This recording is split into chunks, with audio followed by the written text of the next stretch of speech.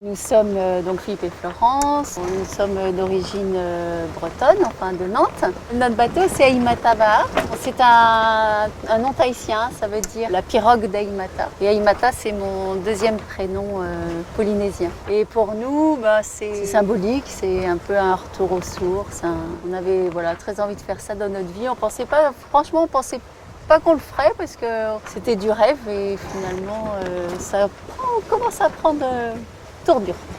Et on a décidé ça environ il y a 4-5 ans. On avait toujours rêvé d'une année sabbatique et puis ça s'est jamais présenté. Et en octobre 2018, j'aurais cessé mon activité professionnelle définitivement pour prendre ma retraite et Florence se sera rendue disponible pour qu'on puisse naviguer pendant 2-3 ans comme ça. Et quand on a décidé ça, on a eu une longue réflexion sur le choix d'un bateau et puis on a donc fait la commande de l'outre-mer il y a à peu près un peu plus d'1 an maintenant. Et puis il vient d'être livré et notre projet maintenant, c'est de se donner un peu plus d'1 an, c'est-à-dire au moins 2 étés en Méditerranée pour nous former à la navigation, connaître le bateau, qu'on se forme un équipage bien formé, bien rompu à toutes les manœuvres, l'électronique, la navigation.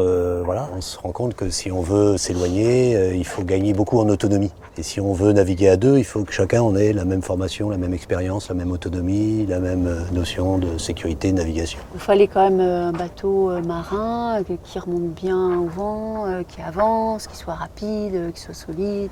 C'est auprès d'Outre-mer finalement qu'on a trouvé le produit qui nous convenait. Ce qui est sympa chez Outre-mer, c'est qu'ils ont le souci que leurs clients, les gens qui achètent des bateaux de voyage, se forment au grand voyage. Et d'ailleurs, on a déjà rencontré au cours de ces formations énormément de gens qui ont un peu les mêmes projets que nous, alors soit des gens qui approchent de la retraite aussi, soit des jeunes qui veulent partir en année sabbatique avec des jeunes enfants.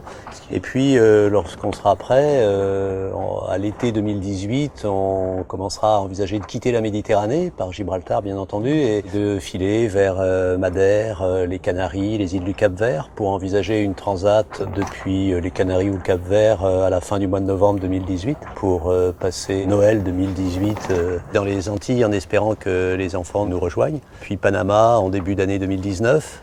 Et là, découvrir le Pacifique, et puis Galapagos, les Marquises. Puis ensuite, en passant par les Tuamotu, de rejoindre la Polynésie française, où Florence a sa famille maternelle. Voilà, de passer un hiver à Papeete. Et l'année suivante, on repartirait vers les Tonga, les Tuamotu, la Nouvelle-Calédonie, la Nouvelle-Zélande. Puis peut-être enfin l'Australie. Et là, peut-être, il sera comme temps de commencer à vendre le bateau, parce qu'on sait bien que ce projet est quand même un peu programmé dans le temps.